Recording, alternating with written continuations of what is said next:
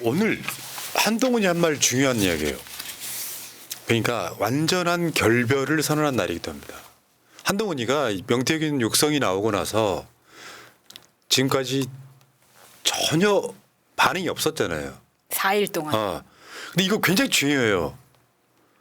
오늘 최고위원 회의에서 대통령께서 솔직히 밝히고 사과 등을 해야 된다라고 하면서 독단적 국정이라는 표현도 나왔고요. 김건희 대외활동 즉시 중단해야 된다 표현도 나오고요. 그다음에 대통령실 인적 쇄신해야 된다. 개각해야 된다. 요 이야기가 나왔단 말이에요. 저거는 여권 입장에서 보면 한동훈이 윤석열과 결별 선언한 거예요. 자기 입장에서 굉장히 오랜 시간 동안 말이 없었잖아요. 그 이유는 그거예요. 반신욕하느라. 반신욕하느라.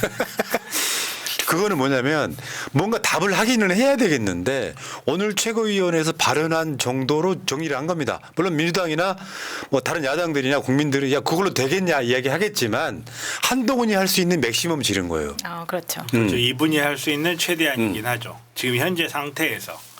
그리고 자기가 봐도 예전 같으면 윤석열과 어떻게 다시 옛날 같은 관계를 회복을 함으로써 자기의 미래를 도모할까 이런 생각을 많이 했을 텐데 이젠 그게 불가능한 거예요.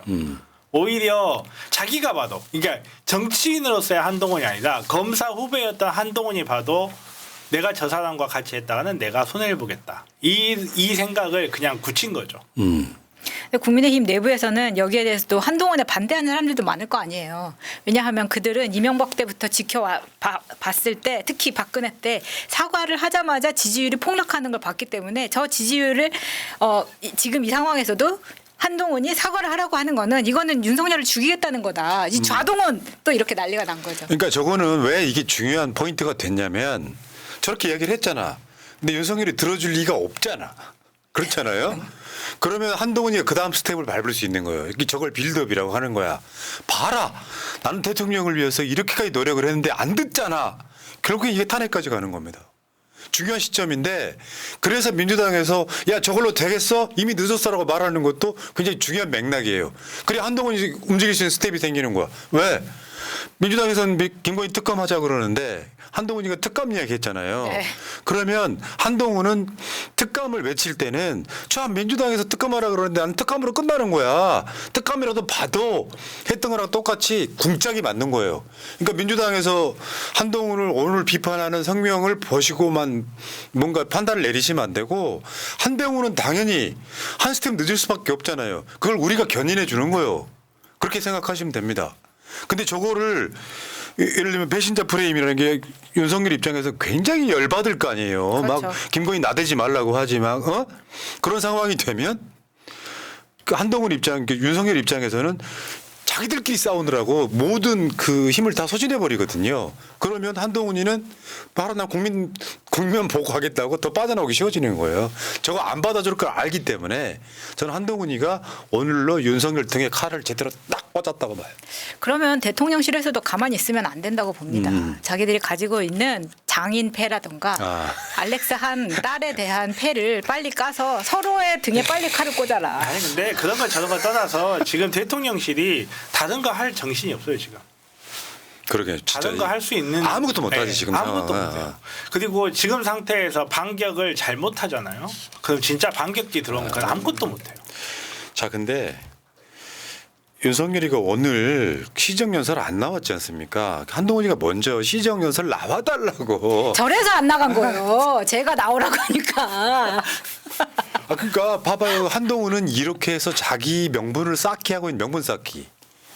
왜 안 나가십니까? 왜냐하면 시정연설은 대통령이 유일하게 국회에 아부하고 뭔가 국회에 읍소를 해야 되는 국가 예산안을 이거 통과시켜달라고 지금 이야기하는 그 시점에 이재원사를 안 나온다는 건 난 대통령 아니야라고 스스로 셀프로 선언한 거기 때문에 한동훈 입장에서는 당연히 나와달라고 할 수밖에 없는 거고. 근데 이제 대통령 입장에서는 그 자리에 네가 앉아있지도 못할 건데 왜 시정연설 나오라 말아. 그러니까 너무 지금 한동훈 놀리는데 너무 지금 재미를 붙이셔가지고 한동훈 빨리 때리란 말이야. 내가 또 상기시켜 줄게. 지금은 이준석이나 한동훈 때릴 때가 아니야. 아니 저도 다 때리고 싶긴 한데 아, 나중에 얘 따로 때리려면 근데 힘들잖아요. 결국은 윤석열은 지금 제가 봤을 때는 거의 패닉 상태일 겁니다. 이거 나와가지고 이런 공식적인 자리에서 이런 거 할 수 있는 일단은 우리 알잖아요. 이 사람이 얼마나 자기가 갖고 있던 권력 뒤에 숨어가지고 권력 논의를 하고 있지. 실제로는 배짱도 없는 사람이랑 알잖아요. 배만 나왔지. 이런 사람이 자기가 비판받을 거 뻔히 하는 자리에 나오지를 못하는 거예요. 그리고 지금 우리 모두 알다시피 지가 부의가 아무것도 안 시키는데 지가 뭘 할 거예요. 나와서 할 수 있는 게 없어요. 그들만 배짱도 안 되고 네. 정말로 그런 거죠. 엄마 나 학교 가기 싫어. 그런데 야 그래도 학교는 가야지. 네가 선생인데. 약간 좀 그런 포지션이야 지금. 아 근데 좀 아주 그 속되게 이야기하면 대통령 자리가 장난입니까, 씨발? 그렇죠. 그러니까 대통령 자리가 장난이에요? 왜 저게 안 나온지는 알겠어요. 뭐냐면 윤석열이 나오면 김건희 특검하라. 또는 뭐 명태균 관련한 해명하라 이런 손빛끝을 들고 있을 거 아니에요. 그게 너무 싫은 거예요. 그러니까 국회가 자기를 모욕 준다고 생각을 하고 명분을 쌓았는데 국회 개원식도 안 왔지. 그러면 국회한테 명분이 생기는 거예요. 그렇죠. 그러니까 특히 국회 제1당인 민주당한테 명분이 생기는 거예요. 공당 대한민국의 제1당은 저런 걸로 명분 쌓기를 하는 거예요. 대통령 자리가 장난입니까? 나중에 어떻게 되냐면 야 그 자리 나올 용기도 없으면 대통령 내려가 이 명분 쌓기 하고 있는 그러니까 거예요. 사실 진짜 정치인이라면 오히려 나와야 돼요. 오히려 나와가지고 예를 들어서 뭐 민주당에서 피켓 들고 시위한다. 그럴 때 오히려 자기가 약간 희생을 해서 오히려 그러면 윤석열을 지지하는 소수의 사람들은 야당 너무하네. 저렇게까지 해야 되나? 공식적인 자리에 대통령이 나왔는데 약간 그런 사회적 분위기라도 만들어 볼 수 있고 자기가 정진석 말대로 법적으로도 도의적으로도 아무런 문제가 없다 하면 오히려 이런 자리에 나와서 맞아. 자기가 자기 목소리를 해명을 맞아, 해야죠. 맞아. 자기 목소리 나는 명태균 모른다. 나는 명태 생선만 들어봤다. 자기 입으로 할 수 있어야 되거든요. 그러니까 이게 어떤 효과를 지니게 되냐면 윤석열을 지지하는 보수층들이 윤석열이 숨었다고 생각하게 돼요. 왜 우리도 왜 꽤 오래전 이야기들이지만 뭔 문제가 나오는데 우리 쪽에 적극 해명이 안 나오면 그게 기정사실화되는 거랑 그렇죠. 똑같은 원리예요. 전쟁이 났는데 장수의 깃발이 안 올라오고 있는 거예요. 그러니까 보수층 입장에서 보면 사실인가 보네라고 또 받아들이게 되는 측면이 있는 거예요. 그러니까 혼자 앉아서 국회에 올 용기는 없고 어디 국무회의나 대통령실에 앉아가지고 혼자 쭈글쭈글 해봐요. 정말 치질해 보이잖아. 오죽했으면 오늘 그 국회의장도 대통령 설명을 직접 들을 권리가 국민들한테 있다. 라고 저거 지적하니까 또 국민의힘에 아직 잔당들 남아가지고 뭐라고 시끌시끌 막 하고 이런 분위기를 한번 보셨고요. 실제로 이번에 기정연설에 안 나왔다는 건 조국 대표 이야기처럼 쫄보.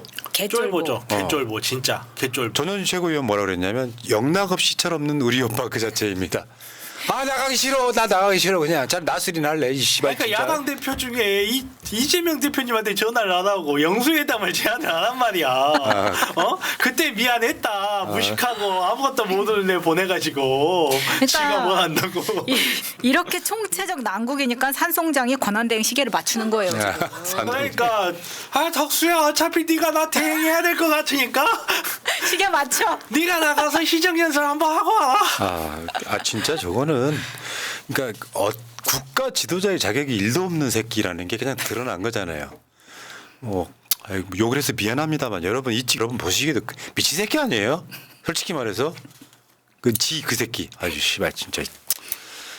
유승민 제가 한번 읽어드릴게요. 보수도 저렇게 얘기한다. 대통령은 내일 국회에 와서 2025년도 예산안 시정연설을 직접 하셔야 한다. 이건 총리 대독을 시킬 일이 아니다. 야당이 돌을 던져도 맞을 각오로 와야 한다. 김 여사에 대한 국민적 분노에 대해서는 그건 그것대로 빠른 시일 내에 결단해서 국민 앞에 사죄하고 해법을 제시하시라. 그러니까 제가 하고 싶은 말이 저 말이거든요. 야당이 돌을 던져도 맞아야 돼요. 맞는다고 했잖아. 그러니까 그래야 사람들이 봤을 때도 할 말이 있는 거야. 근데 안 맞고 꽁무니 뺐죠 지금. 지금 맞으면 안 될 것 같거든. 말로만 맞는다고 하고. 그러니까 이런 거요. 가족을 도륙하는 수사는 해봤는데 막상 내 앞에 뭔가가 그렇죠. 닥치니까 맞아요. 숨어버리는 네. 거예요. 그렇죠. 그게 주사 하나도 못 검사들 맞는 거예요. 특성 중에 하나예요. 진짜. 아니 솔직히 말해 윤석열이 같은 애들이 평상시 때 뭐 학교 다닐 때 이럴 때 누구랑 주먹 싸움하면 이길 수 있는 그 깜냥이나 돼요. 뚱뚱해가지고. 그 몸매가 안 되죠. 그런데 검사라는 완장을 딱 차고 나니까 천하에 무서울 것 없는 권력이었던 거예요. 근데 국회의원들이 때리겠어요 가면은? 피켓 하나 들고 있지? 그걸 못 견디는 거예요. 만약에 윤석열이가 사법 처리가 눈앞에 오면요. 제일 먼저 질질 쌀 그런 캐릭터인 거예요. 오히려 이재명 대표 같은 사람들은 실제로 막 거칠게 살아왔잖아. 오히려 이재명 대표 같은 사람들이 더 용기 있는 사람들. 당연하죠. 그러니까 노무현 대통령님을 여기서 잠깐 불러보자면 노무현 대통령님은 계란을 맞고 그렇게 말씀하셨죠. 지도자가 국민들이 계란 던져서 계란 맞아서 국민들이 편안해질 수 있다면 계란 100번도 맞겠습니다. 이런 자세가 없는데 무슨 정치를 하냐고요. 그러니까 윤석열 마음속으로는 본인이 검사일 때가 대통령일 때보다 더 권력이 컸다고 생각할 수도 있을 것 같아요. 왜냐하면 네. 그때는 내가 저기 앉아있는 저놈들 내가 다 수사했던 놈들이야. 그러니까. 이런 마음이 있을 텐데 지금은 자기가 을이 돼가지고 그 앞에서 굽신거리는 것 자체가 말이 안 된다고 아니, 그 생각하는 여자도 그렇게 생각하고 있을 거예요. 우리 오빠가 대통령일 때보다 검찰총장일 때가 해먹을 때가 더 좋았다. 그렇지. 그때는 안 걸렸어. 나오지도 않았어. 내가 봤을 때는 검사일 때가 제일 좋았을 거야. 그래, 검찰이니까. 중앙지검장 때부터 문제가 네. 생겼던 네. 거야. 야, 근데 진짜 중요한 건 이런 겁니다. 내부적으로 반발 나오는 거. 오늘 뭐 배현진이도 그런 이야기 했더만 오늘 시정연설 했어야 된다. 내부적으로 이런 이야기 나와. 한동훈이도 시정연설을 해야 된다라고 이야기를 했어요. 조중동이 뭐라고 하지. 그러니까 그쪽 견고해 보이는 보수의 성이 다 무너지고 있어요. 우리가 외쳤던 건 이미 2년이 넘었으니까. 지겨워. 이제서야 거의 답이 온 거야 지금. 근데 중요한 게 이런 거요. 경향신문 헤드라인 한번 보겠습니다. 10%대 지지율 돌파구 급한데 이달 하순 입장 밝힌다는 이달 하순. 영살. 왜 내년에 하지? 이러면서 망하는 거야. 아니 이달 하순에 입장 밝히는 거죠. 하야하겠습니다. 하야. 내년 이맘때 하시지 그러셨어요. 아니 이게 지금 왜 이달 하순이냐면 이제 중간에 지금 순방을 갔다 오겠다는 이야기거든요. 미친 겁니다. 아니 그것도 있고 이재명 대표 판결이 15일하고 25일 날 두 분 나오잖아요. 그 분위기에 반전을 한번 해보겠다는 제가 거고. 봤을 때는 이달 하순에 뼈저리게 총체적 붕괴 바라보게 될 거예요. 제가 이번에 집회 현장에 가서 외쳤죠. 윤석열 끝났어. 올해 안에 끝납니다라고. 끝났어요. 지금 분위기가요. 우리가 뉴스를 다 못 받을 만큼 뉴스가 쏟아지고 있잖아요. 그만큼 최근에 하루는 거의 일주일 정도가 한꺼번에 지나가 버립니다. 진짜 이번에 순방을 또 가면 그 이별 여행입니다. 두 분 이별 여행이에요. 그러니까 지금 아직도 태평 성대인 거야. 이달 하순이 입장 밝힌. 저게 뭐냐면 아까 말씀드린 거는 윤석열이가 국민과의 대화를 하겠다는 것이 날짜가 저거예요. 국민과 대화를 하겠다는. 지금 대화할 때가 아닐 텐데. 자, 아니 지금 주짓수 배우고 있어요 지금. 오늘 나온 보도 하나 더 있습니다. 제2 부속실 설치 미뤄질 듯. 이런 거라도 해야 보수층이 그나마 좀 덜 떠나거든요. 이번 주 발표 어려워. 그러니까 지금 똥 좀 못 가리고 정신없는 걸 보여주는 거예요. 탄핵 다 하고 나서 제2부속실 만들겠다는 아니야 지금 분위기에서 야 우리 어차피 얼마 못 있을 것 같은데 굳이 만들어야 되냐 이거. 그럼 저기 부자를 구자로 바꾸면 됩니다. 제2구속실. 제2구속실. 진짜 미쳤네요. 저거 만드는 거 뭐 어렵다고 저렇게 시간을 끌더니 결국은 안 만들겠다는 거 아니에요? 만들어봤자 소용없는 건 이제 국민들이 다 알아요. 맞죠. 그러니까 내가 봤을 땐 지금 대통령실에 정무 감각이 있는 애들 하나도 없어요. 하나도 없어요. 하나도. 그러니까 진짜 심각한 거예요. 그러니까 걔네들은 뭐 했냐 지금까지 보면 명태균 같은 애들의 말을 김건희가 조아리며 듣고 그 김건희가 사실 국정 운영해 온 게 딱 맞는 얘기예요. 그렇죠. 그러니까 대통령실에 자기 목소리 낼 수 있는 사람이 사실은 한 명도 없어진 거예요. 그러니까 김건희라는 캐릭터를 이렇게 보면 공식적인 루트를 불신하고 약간 좀 이렇게 은비학이라고 해야 될까? 약간 좀 자기만의 세상 같은 데 빠져가지고 그 조망만한 세상에서 꼼지락꼼지락 하던 사람인데 어쩌다가 큰 성공을 해버렸어. 그러니까 골든타임이라는 게 저 제2부속실 설치도 이미 늦었잖아요. 다 늦었죠. 백약이 무효예요. 그러니까 그런 상황인데 저것마저도 미뤄지면은 진짜 제가 봤을 때 대통령실이 엄청 당황하고 있는 거죠. 직원들은 당황하고 있고 윤석열이도 전 정신 못 차리고 있을 거라고 생각해요. 지금 상황은. 윤석열은 진짜 정신 못 차려 술 덜 깬 것 같더라고요. 계속 못 차리고 계신 것 같습니다. 그러니까 저 미뤄지는 이유가 뭐 때문이겠어요? 네. 김건희가 또 싫다고 한 거예요. 김건희가 지금 김건희들 제정신이겠어요? 김건희들 제정신일까요 지금? 그러니까. 제2의 명태 선생님 엄청 찾고 있을 거예요 지금. 맞아. 이 상황에서 내가 그렇지, 다른 마법사를 빨리. 그렇지 전적으로 믿고 의지할 수 있는 사람. 그 어떤 사람이 나타나가지고 백마탄 왕자처럼 와가지고 또 수치를 확 조작해가지고 나를 대선 후보 1번으로 만들어줄 수 있는 사람. 갑자기 윤석열 지지율이 70%로 뛰어. 이야 드라마틱하다. 그런 얘기도 나옵니다. 윤석열이 하야할 수도 있다 이야기가 나오는데 이제 이런 측면이 있는 거예요. 저쪽에서 한번 생각을 한번 들어가 보시자고요. 저쪽에서는 기본적으로 윤석열이가 하야를 하든 뭘 하든 하는 상황이 되고 그 국민의힘 쪽 입장 이야기하는 거예요. 이재명 대표가 대선 출마가 좌절이 되고 그러면 민주 진영 사람들 다 붕괴되고 그래서 윤석열이가 하야를 해도 감옥 안 갈 수 있다는 뇌피셜이 작동하기 시작했어. 저는 약간 달리 생각하는데요. 저는 사실 하야에 무게를 두고 저는 그 하야의 시기가 아주 빨리 올 수 있다고 생각하거든요. 저는 왜 그렇게 생각하냐면 김건희의 관점에서 지금 사태를 봤을 때 김건희가 무사할 수 있는 방법 혹은 김건희가 가장 최소한의 손해를 볼 방법이 무엇이 있을까라고 생각했을 때 저는 하야밖에 없다고 봐요. 그 이야기는 이따가 네. 입에 따로 한번 해봐요. 예. 왜지라고 하는 거에 말을 내가 못하게 한 거야. 왜냐하면 이따가 남겨놔야 되거든. 자 그리고 대통령과 대통령실의 뇌구조는 단적인 이 사건으로 볼 수 있습니다. KBS 기자 500명이 반대했는데 윤석열이 청문 요청서를 국회에 보내면서 박장범 앵커가 조직의 신망이 높다 이렇게 얘기를 합니다. 야 저것도 무슨 명태균 무슨 여론조사 봤냐? 저기 리은이 리을인데 잘못 썼답니다. 저 오타납니다. 조직의 실망. 오타납니다. 지금 믿을 사람이 언론 장악하는 데는 박장범밖에 없다. 또 그렇게 생각하는 것 같아요. 지금 사진 보시는 것처럼 저 진짜 세상 멍청한 진짜 박 선생님을 전적으로 믿고 의지하니까. 저 보고 있는 화면도 저 때도 욕 많이 먹었고 둘 다 정말 한심해 보이잖아요. 기자들이 KBS에서 기수별로 박장범 사장 반대하고 있거든요. 근데 뭐라고 썼는지 한번 읽어드릴게요. 진짜 훌륭한 새끼들이야. 젊은 시대 정신을 바탕으로 한 소통 능력을 높이 평가받고 있고 탁월한 체력과 협상 능력, 적극적인 자세로 조직 내에서 신망을 받고 있다. 아니 오늘 좀 다 맞는 말이죠. 순식간에 합의해 버리잖아. 조그만 파우치로. 그래가지고 신뢰를 딱 받잖아. 아마 박장범 사주를 넣었을 겁니다. 그래서 이 사람이 정권 말기에 얼만큼 도움을 줄 것인가. 저는 그 기준으로 했다라는 생각이 듭니다. 박 선생님, 제가 박 선생님을 전적으로 믿고 있으니까 지가 뭘 안다고 박민을 사장으로 앉혀. 국민적 분노가 하늘을 찌르는데도 국민들 뜻을 잘 모르는 거예요. 누군가는 지금도 윤석열, 김건희한테 이상한 보고하고 있을 거예요. 나이 오타 또 있네. B가 아니라 F인데. 뻑스탑이었는데. 네. 그렇구나. 네. 그렇게 돼서 실제로 국민과 소통하겠다고 청와대에서 용산으로 옮겼잖아요. 근데 사실 그쪽 구중궁궐에 갇혀 있는 거예요.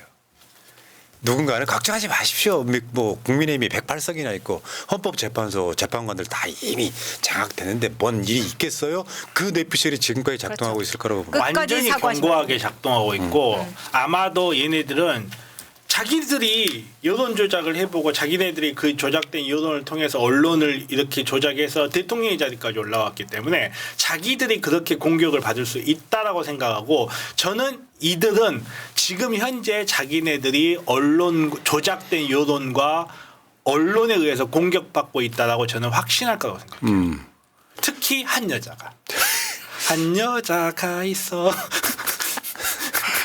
저 가는 목소리를 좀 해주세요. 죄송합니다. 모기 목소리. 참. 자, 끝나가고 있어요.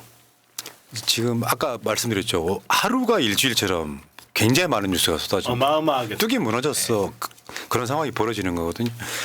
자, 흑석 돌림 아까 소개해드렸고요. 착한 믿음님 고맙습니다. 이 또한 지나가리님, 포나님, 마차님, 정배님 신나게 욕해주세요. 속이 좀 시원해지네요. 새날 만세 하셨습니다. 저는 욕을 하고 싶지 않습니다만 많은 분들이 욕을 해야만 살겠다. 내가 많은 분들이 목숨을 구하는 심정으로 욕을 가끔씩 해드리고 있어서 fu 선생님밖에 없어요. 불편하신 분들은 양해 좀 부탁드리겠습니다. 아니 욕 안 하고 살 수 있겠냐고요. 자 여기까지 1부 마치고요. 그 2부에서 지지율 이야기, 재밌는 짤 등 이야기 좀 해드릴게요.